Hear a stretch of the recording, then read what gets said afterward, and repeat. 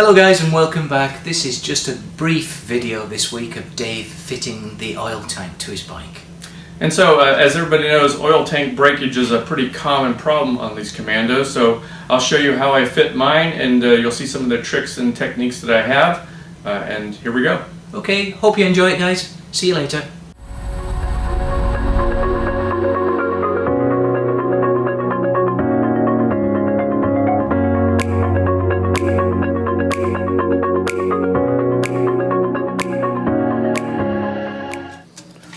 So as we saw in a previous shot, this mounting tab had actually broken off, which is very common, too much stress on it.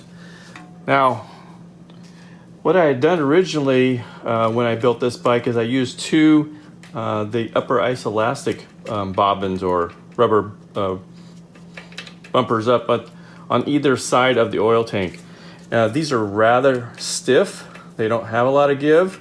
And I think that pressure was too much on the oil tank. So I'm going to try a little bit of a hybrid here. I'm going to use the stiffer rubber on the front, and hopefully this bracket will take a little bit of the flex. And on the back, I'm going to go ahead and use the stock, much smaller and more pliable mounting rubber here. Now again, on my bike, I'm not going to use any type of lower mount, and what I've done is I've taken a section of this silicone pad, cut a hole out here for the lower mount.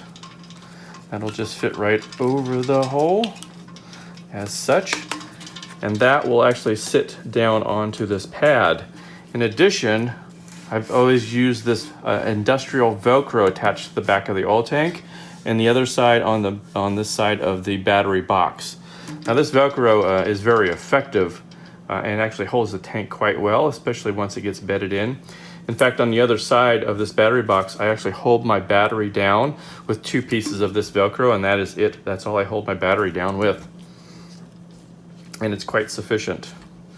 So I've started the back one, left it loose. The oil tank is one of the great puzzles on a Norton. You've got your horn and you've got an oil tank to put in, and those are 2 of the most complicated things ever. But once we have these into place, they go just fine, and we'll see.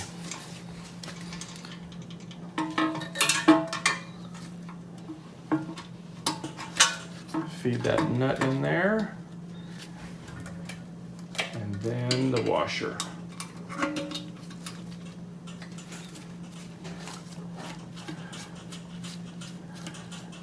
And then that Velcro is already taken place, and the rubber mount is protecting the bottom of the oil tank, and it's in perfect placement right now.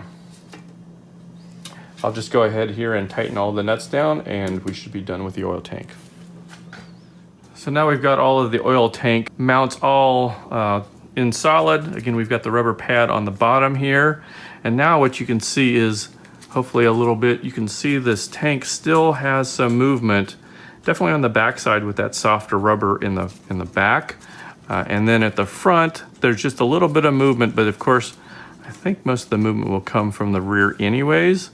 The front mount does have some play, which is just what we want. So there's the oil tank.